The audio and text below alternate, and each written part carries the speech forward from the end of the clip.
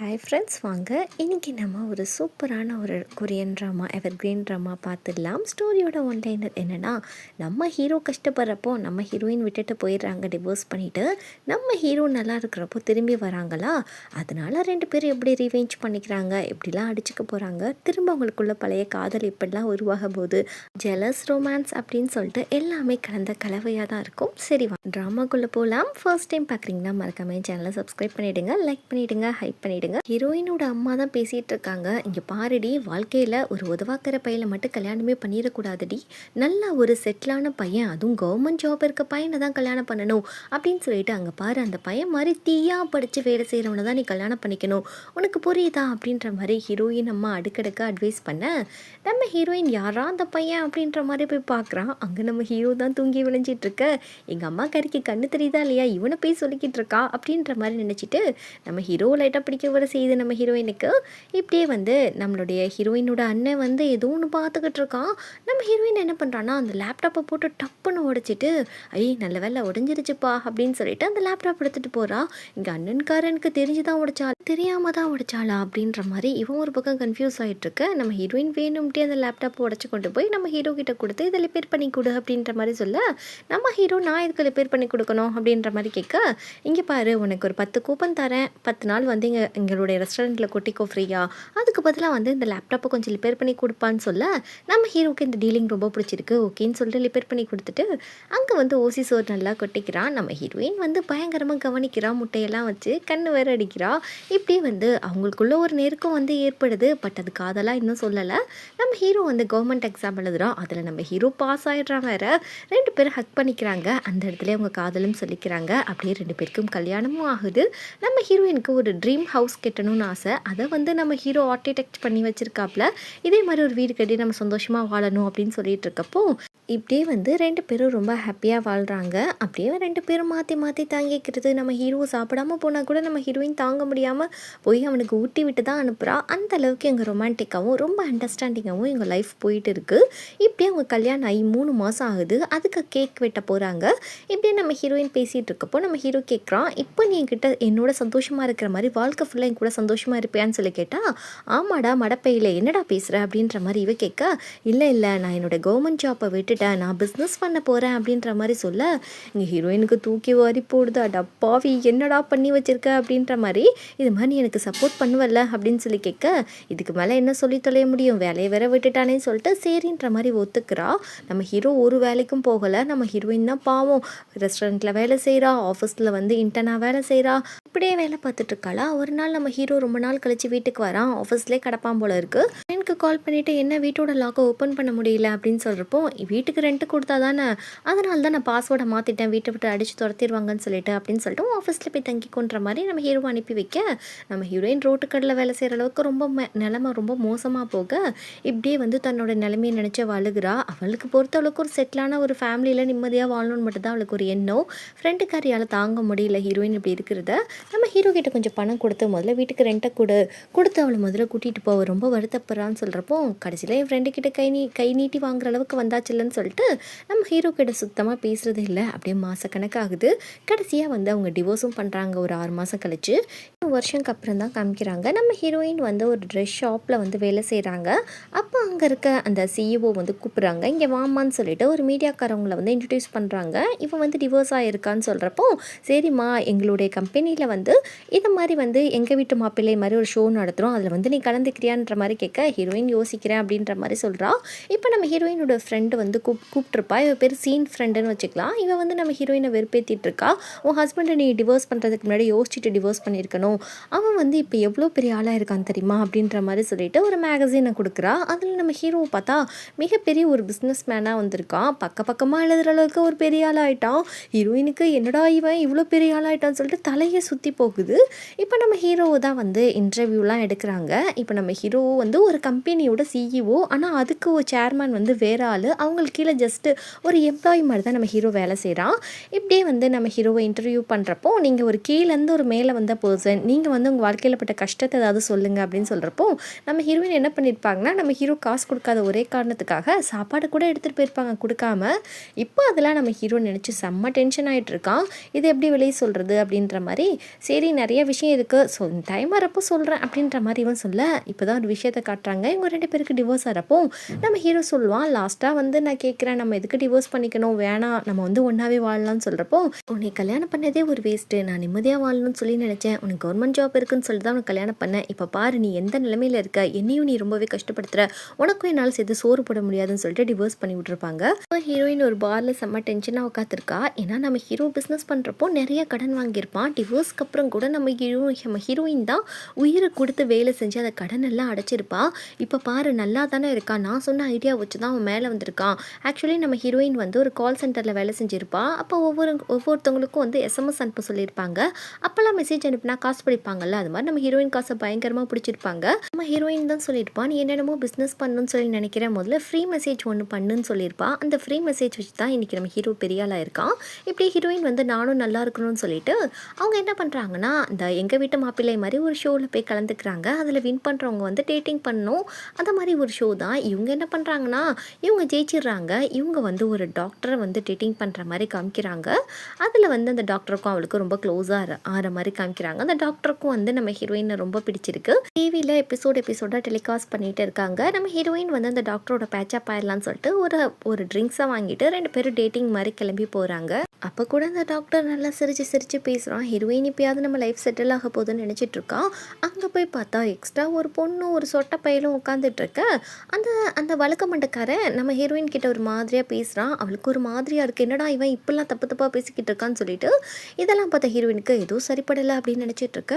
இங்கே பக்கத்தில் அந்த டாக்டர் அந்த பக்கத்தில் இருக்க பொண்ணை வேற கொஞ்சிட்டு இருக்கானா. நம்ம ஹீரோயினுக்கு காண்டாயிட்டு பாத்ரூமில் போய் கரைச்சி கொட்டிகிட்டு இருக்கா டாக்டரை. இங்கே டேட்டிங் பண்ண என்ன கூட்டிகிட்டு வந்துட்டு அவளை போய் கொஞ்சிட்டு இருக்கான்னு சொல்லிட்டு, இதை மாதிரி வந்து டாக்டர் ரெடியாக இருக்காரு ரூமில், நீங்கள் வாங்க அப்படின்ற மாதிரி இந்த பொண்ணு சொல்ல, இந்த பக்கம் அந்த சொட்டை பையன் தான் உட்காந்து நல்லா வார்ம் வாட்டரில் குளிச்சுக்கிட்டு இருக்கான். இதை பார்த்த ஹீரோயினுக்கு இவன் நம்மளை வந்து அவன் கூட பேச்சப் பண்ண பார்த்துருக்கான்னு சொல்லிட்டு ஹீரோயினுக்கு வருதே கோவம் வந்து, டாக்டர் பையனை கண்ணத்திலே அப்புறம் என்னடா பண்ணுற, உன்னை நம்பி வந்தால் ஒரு பொம்பளை பிள்ளையே இப்படி தான் பண்ணுவியா அப்படின்னு சொல்லி கேட்க, முன்ன பின்ன உன் மூஞ்சி கண்ணாடியில் பார்த்துருக்கியா, இந்த ஷோவில் ஜெயிச்சவங்கள எப்பயுமே நான் இப்படி தான் கூட்டிகிட்டு வந்து அப்ரோச் பண்ணுவேன், நான் போய் ஏன் உன்னை போய் கல்யாணம் பண்ணணும்னு நினப்பேன், இங்கே நிற்கிறா பாரு இவ தான் என்னோட கேர்ள் ஃப்ரெண்ட் அப்படின்னு சொல்லிட்டு அந்த பிள்ளையை கூட்டிகிட்டு போக, இப்போ ஹீரோயினுக்கு வந்து செருப்பால் அடித்த மாதிரியே இருக்குது. அப்படியே ஃபீல் பண்ணிட்டு போயிட்டு இருக்கா. அந்த பக்கம் எங்கே பார்த்தாலும் நம்ம ஹீரோவுடைய அந்த இன்டர்வியூ தான் போயிட்டு இருக்கு. இதை பார்த்து இவளுக்கு இன்னும் மண்டைக்கு ஏறிடுது. இவனை பார்த்தாலே காண்டாகுதுன்னு சொல்லிட்டு இவன் என்ன பண்ணுறான்னா, ஒரு பாரில் போயிட்டு நல்லா சரக்கை போட்டுட்ருக்க. அங்கே ஒரு 4 பேர் உட்காந்துக்கிட்டு நம்ம ஹீரோவை பற்றி பெருமையாக பேசிட்டு, அவன் பொண்டாட்டியை வந்து டிவோர்ஸ் பண்ணிட்டானாண்டா, நல்லா வந்து நிறையா வந்து ஜீவனாம்சம் கொடுத்துருக்கா அலுமினி அப்படின்னு சொல்கிறப்போ, அந்த நார பையன் என்னடா கொடுத்தான், ஒன்றுமே கொடுக்கலன்ற மாதிரி நம்ம ஹீரோயின் பார்த்துட்ருக்க. அது போக வந்து அவன்கிட்ட பணம் இல்லாதப்போ அவங்க ஒய்ஃப் அவளை விட்டுட்டு போயிட்டாலாம். இப்போ பணம் ஒரு கேவலமான பொண்ணை பார்த்ததில்லன்னு சொல்லிட்டு ஹீரோயினை தப்பாக பேச, ஹீரோயின் அவங்க கிட்ட சண்டைக்கு போகிறப்போ, நீ என்ன அவன் பொண்டாட்டியான்னு சொல்லிட்டு பிடிச்சி தள்ளி விட, நம்ம ஹீரோயின் அங்கேருந்து ஒரு சிக்கன் பீஸ் எடுத்து அந்த ஆள் மூஞ்சி மேலேயே அடிச்சிடுறா. இப்படியே போலீஸ் கேஸ் ஆகிடுது. அவங்க உட்கார வச்சு பயங்கரமாக திட்டிகிட்டு இருக்காங்க ஹீரோயினை. அந்த ஆள் கேட்குறாரு, ஏமா நான் உன்னையவா திட்டணும், அவங்க ஒய்ஃபை தானே திட்டணும் அப்படின்னு சொல்கிறப்போ, டே அவனோட ஒய்ஃபே நான் தாண்டா அப்படின்ற மாதிரி வாயை விட்டுறா.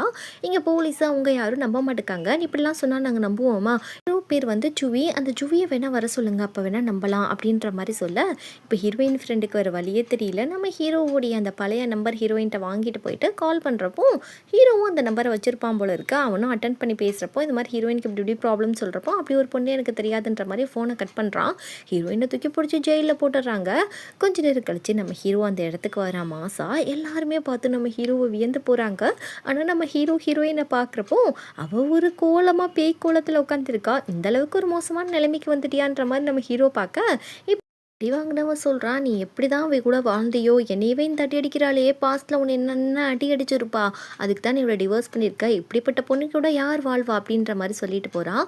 இப்படியே நம்ம ஹீரோ கிட்ட நம்ம ஹீரோயின் ரொம்ப தேங்க்ஸ், இன்னைக்கு நீங்கள் வந்து என்னை காப்பாற்றினதுக்கு, ஆனால் வந்து இனிமேல் நான் உங்களுக்கு இப்படி ஒரு ட்ரபிளை கொடுக்க மாட்டேன்னு சொல்ல, நீ தயவு செய்து இப்படி ஒரு ட்ரபிளை கொடுத்துறாத, அடுத்தலாம் உன் முகத்தை வந்து எனக்கு பார்க்க சுத்தமாக பிடிக்கல அப்படின்ற மாதிரி இவன் சொல்ல, என்னடா இவன் பொசுக்குன்னு இப்படி அசிங்கப்படுத்திட்டு போயிட்டான், இவ்வளோ நாள் கழித்து பார்த்து ஒரு எதுவுமே இல்லாமல் இப்படி போகிறானே அப்படின்னு அப்படின்ற மாதிரி ஹீரோயின் இங்கே காண்டா இருப்போம். ஹீரோவோட அசிஸ்டன்ட் பேர் ஜேன்னு வச்சுக்கலாம். ஜே சொல்கிறான், என்ன உங்கள் ஒய்ஃபு பார்க்க மகாலட்சுமி மாதிரியே இருக்காங்களே அப்படின்ற மாதிரி சொல்ல, உனக்கு என்ன நக்கலாக இருக்கா, நீ சொன்னாலும் சொல்லாட்டாலும் அவன் மகாலட்சுமி தாண்டா, அவன் மனசால் எவ்வளோ நல்லவ தெரியுமா, ஆனால் வந்து பணம் இல்லாத ஒரே காரணத்துக்காக தான் என்னை தூக்கி போட்டுட்டா அப்படின்ற மாதிரி இவன் சொல்ல, இப்படியே வந்து அவங்க ஹோட்டலில் தான் அவங்க ரெஸ்டாரண்ட்டில் தான் நான் சாப்பிடுவேன், பணம் இல்லைன்றதுக்காக எனக்கு சோறு போடாமல் வீட்டில் கூட என்னை அலோவ் பண்ணாமல் அடித்து துரத்திட்டாடா, அதெல்லாம் நினைக்கிறப்போ தான் மனசு கடந்து குமுறுது, இன்னமும் அவளை பார்க்கையில் அந்த விஷயங்கள் தான் ஞாபகம் வந்து எனக்குள்ளே வந்து பாடாப்படுத்திக்கிட்டு இருக்கு இன்னமும் அப்படின்னு சொல்லிட்டு நம்ம ஹீரோயின் சொல்லியிருப்பா. இது மாதிரி ஹீரோ அலுமினி கொடுக்குறேன்னு சொல்கிறப்போ, உன் அலுமினிலாம் தேவை கிடையாது, எனக்கு உங்ககிட்ட என்ன இருக்குது, என் கையை விசிட்டு சுற்றுற உங்ககிட்ட இருந்து அலுமினி வாங்கினா எனக்கு தான் அசிங்கம் அப்படின்னு சொல்கிறப்போ, ஹீரோ வந்து என்னுடைய ஸ்டார்ட் அப் கம்பெனி விற்று உனக்கு தாரேன் அப்படின்ற மாதிரி சொல்ல, உன்னுடைய ஸ்டார்ட் அப் கம்பெனி விற்றுட்டு நீ பெரிய தியாகி மாதிரி இந்த உலகத்துக்கு தெரியவேன், நான் மட்டும் என்ன பெரிய கொடூரக்காரியாக தெரியணுமா, உன்னோட தியாகம் யாருக்கும் தேவை கிடையாது, எனக்கு அலுமினி தேவை கிடையாதுன்னு சொல்லியிருப்பா. என் முகத்தையும் பார்க்க உன்னோட முகத்தை பார்க்க நான் விரும்பலன்னு சொல்லியிருப்பா. இதே மாதிரி உனக்கு நான் ரீபே கொடுக்கணுன்ற மாதிரி ஹீரோ யோசிக்க, இப்படியே நம்ம ஹீரோயின் கண்ணாடி பார்க்குறாளா, பூதம் மாதிரி இருக்கா, அட கருமமே இந்த கன்றாவில தான் நெச்சுவி பார்த்தானா அப்படின்ற மாதிரி இவன் முடியெல்லாம் சரி பண்ணிகிட்டு இருக்க, இப்படியே ஹீரோயின் ஃப்ரெண்டு கிட்ட வந்து கரைச்சி கொட்டிகிட்டு இருக்கா. என் பாருடி என் முகத்தை கூட பார்க்க பிடிக்கிறேன்னு சொல்லிட்டான்னு சொல்கிறப்போ, அவன் வந்து உன்னை காப்பாற்றுறதே பெரிய விஷயம், நீ ஓவராக பண்ணாத அப்படின்னு சொல்கிறப்போ, ஆமாம் அவனுக்காக நான் எவ்வளோ செஞ்சுருக்கேன் தெரியுமா இது லாஸ்ட்டில், ஆனால் நன்றி கெட்டவன் எப்படி நடந்துக்கிட்டான் பாரு அப்படின்ற மாதிரி ஹீரோயின் சொல்ல, அடி பாவி அந்த டாக்டர் இருக்கானே அவன் வந்து எவ்வளோ ஹேண்ட்ஸமாக இருக்கான், உன்ன மாதிரி வயசான ஆளை பார்த்துட்டு அவன் விழுகிறான், அவ்வளோ ஹேண்ட்ஸமாக இருக்கிற பையனா, அப்பயும் உனக்கு புத்தி இல்லையடி அப்படின்ற மாதிரி திட்ட, என்னடி நீ என்னோட பொசுக்கு நான் அசிங்கமாக பேசிட்டேன்னு சொல்லிட்டு ஹீரோயின் கோச்சிக்கிட்டு போகிறா. வெளியே போனதுக்கப்புறம் தான் தெரியுது போக்கடை கூட இல்லைன்னு சொல்லிட்டு, அதுக்கப்புறம் அவங்க ஹாட் பாத் எடுத்துகிட்டு அங்கேயே வந்து தூங்குவாங்க. அதே மாதிரி ஒரு இடத்துக்கு போயிட்டு நம்ம ஹீரோயின் வந்து நைட் அங்கேயே ஸ்டே பண்ணுறா. டக்குன்னு நம்ம ஹீரோ கிட்டேருந்து ஒரு மெசேஜ் வருது. நம்ம ஹீரோயினுக்கு கண்ணால் அவளாலே நம்ப முடியல. நாளைக்கு வந்து என் ஆஃபீஸ்க்கு வா, உங்ககிட்ட கொஞ்சம் பேசணும் அப்படின்ற மாதிரி நம்ம ஹீரோ அனுப்பி வச்சிருக்கான். ஹீரோயின்குள்ளே பல யோசனை போக்குது. ஒருவேளை அவனுக்கு நம்ம மேலே ஃபீலிங்ஸ் வந்துருச்சோ அப்படி இப்படின்னு யோசிச்சுட்டு நம்ம ஹீரோயின் மறுநாளே என்ன பண்ணுறாங்கன்னா, பியூட்டி பார்லர் போயிட்டு நல்லாவே மேக்கப்லாம் போட்டுட்டு நம்ம ஹீரோ கிட்ட வர, ஹீரோ அதை இதை தொட்டு அசிங்கம் பண்ணிடாத, ஒழுங்கு முறையாக வந்து உட்காரு அப்படின்ற மாதிரி சொல்கிறப்போ, நம்ம ஹீரோயின் வள கொலகலன்னு பேசிட்டு எதுக்காக எனக்கு கூப்பிட்டீங்கன்ற மாதிரி சொல்கிறப்போ, உனக்கு வந்து நான் அலுமினி கொடுக்கல, அப்போ என்கிட்ட எதுவுமே இல்லை, இப்போ நான் நல்லா இருக்கேன், அதனால் வந்து நான் உனக்கு அலுமினி கொடுக்குறேன், நீ வாங்கிட்டு போ ஜீவனாம்சத்தை அப்படின்ற மாதிரி சொல்ல, இங்கே நம்ம ஹீரோயினுக்கு ரொம்ப கோவமாக வருது.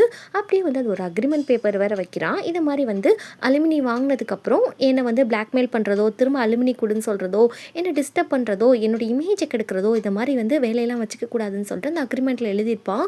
இதெல்லாம் பார்த்து நம்ம ஹீரோயினுக்கு மனசு கஷ்டமாகுது. ஏன்னா இவனுக்காக இவனோட கடனெல்லாம் நம்ம ஹீரோயின் அடைச்சிருப்பா.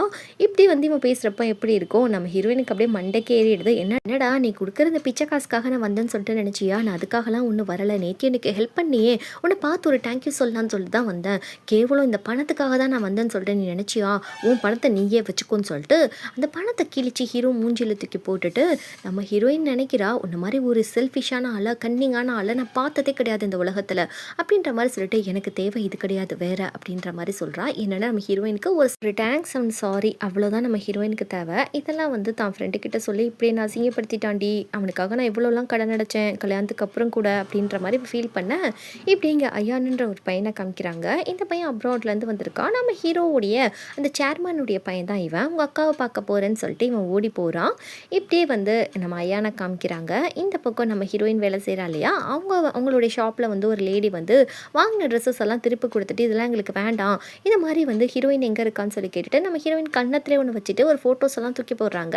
என்னென்னு பார்த்தா அந்த சொட்டை இருக்கார் இல்லையா, அந்த சொட்டை கூட நம்ம ஹீரோயின் உட்காந்துட்டு இருந்த ஃபோட்டோஸ்லாம் அந்த டாக்டர் எடுத்து அவங்க ஒய்ஃப்கிட்ட போய் கொடுத்துட்டான்.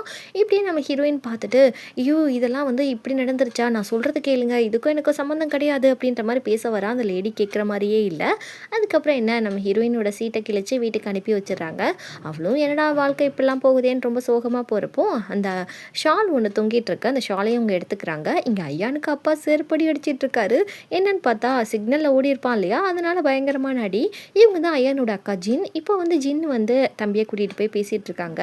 இவனும் உங்கள் அக்காவை ரொம்ப க்ளோஸ் போல் இருக்குது. அப்படியே ஒரு மேரேஜ் ஃபோட்டோ காமிக்கிறப்போ இந்த பிள்ளைக்கு கல்யாணம் ஐயா ஹஸ்பண்ட் கூட கிஸ் கொடுத்துட்ருக்கப்போ ஏதோ ஒரு ஆக்சிடென்ட் ஆகிற மாதிரி காமிக்கிறாங்க. இதை பார்த்துட்டு ஐயான் சாரிக்கா, நான் பழசெல்லாம் ஞாபகப்படுத்திட்டேன் போல இருக்குது அப்படின்ற மாதிரி நம்ம ஐயான் சொல்லிட்டு இருக்கான். இப்போ நம்ம ஐயான் வந்து நம்ம ஹீரோவை பார்க்க போயிருக்கான். இவங்க ரெண்டு பேருமே நல்ல க்ளோஸ் தான். ஐயான் வந்து நம்ம ஹீரோவை மாஸ்டர்ன்ற மாதிரி கூப்பிடுறான். இப்படியே வந்து நம்ம ஒரு பெரிய பாதாள குழியாக இருக்கோ தோண்டிகிட்டு இருக்காங்க. நம்ம ஹீரோயினோட அண்ணனுக்கு தான் கடனை கொடுக்கலன்னு வச்சுக்கோங்க, உன்னை இங்கே குழி தோண்டு புதைச்சிடுவேன் அப்படின்ற மாதிரி எல்லாரும் இவனை பிளாக்மெயில் பண்ணிட்டு இருக்க. இப்போ பாஸ்ட்டை காமிக்கிறாங்க. நம்ம ஹீரோ வந்து ஹீரோயின் டிவோர்ஸ் பண்ணதுக்கு அதுக்கப்புறம் பயங்கரமாக ட்ரிங்க்ஸ் பண்ணிவிட்டு ஒரு நதி ஓரமாக போயிருப்பாப்புல. இவன் தடுமாறி தெரியாமல் விழுதிருப்பான். அங்கே நம்ம சேர்மனுடைய அசிஸ்டன்ட் வந்துட்டு ஹீரோவை காப்பாற்றி கொண்டு போய் சேர்மன் வீட்டில் வச்சுருப்பாப்புல. அப்போ வந்து இந்த மாதிரி நீ ஏன்பா இவ்வளோ சின்ன வயசில் சூசைட்லாம் அட்டம் பண்ணுற அப்படின்னு சொல்கிறப்போ, இல்லை நான் தெரியாமல் தான் விழுந்துட்டேன்ற மாதிரி நம்ம ஹீரோ சொல்ல, இப்போ வந்து ஜின்னு வந்து பார்க்குறா. அவளுக்கு வந்து பார்க்கையில் தன்னோட ஹஸ்பண்ட் மாதிரி தெரியுது நம்ம ஹீரோ. அப்படியே ஒரு நிமிஷம் ஆடி போய் நிற்கிறா. இப்படியே வந்து நம்ம ஹீரோ கூட பேசிகிட்டு இருக்கப்போ இங்கே வந்து அந்த அசிஸ்டன்ட் சொல்கிறாப்புல, இவனுக்கு ஒரு ஸ்டார்ட் அப் பிஸ்னஸ் பண்ணணும்னு ஆசை, அதுக்காக தான் இப்படி சூசைட் அட்டம் பண்ணிட்டான்னு சொல்கிறப்போ அதுக்கான இன்வெஸ்ட்மெண்ட்டை நம்ம ஜின்னோட அப்பாவே கொடுத்துருப்பாப்புல. இப்படியே வந்து February 14th வந்து இந்த கம்பெனியோட ஆனிவர்சரி வந்து 3rd ஆனிவர்சரி வந்து கொண்டாட போகிறாங்க. அதுக்கு நம்ம ஹீரோ சொல்கிறான், என் வாழ்க்கை முடிஞ்சதும் அன்றைக்கி தான், புதுசாக என் வாழ்க்கை தொடங்கினதும் அன்றைக்கி தான், அதுதான் அந்த டேட்டை நான் ஃபிக்ஸ் பண்ணியிருக்கேன் அப்படின்ற மாதிரி ஜின் கிட்ட வந்து கொஞ்சம் பர்சனலாக பேசிகிட்டு இருக்காப்புல. இப்படியே வந்து நம்ம ஹீரோயினை பார்க்க அவங்க அண்ணன் வந்திருக்காரு. என்னடா எப்போயும் இல்லாத திருநாளாக என்னை பார்க்க வந்திருக்குன்னு சொல்கிறப்போ அவன் வந்து ஒரு செக்கை கொடுக்குறான் நம்ம ஹீரோயின் கிட்ட.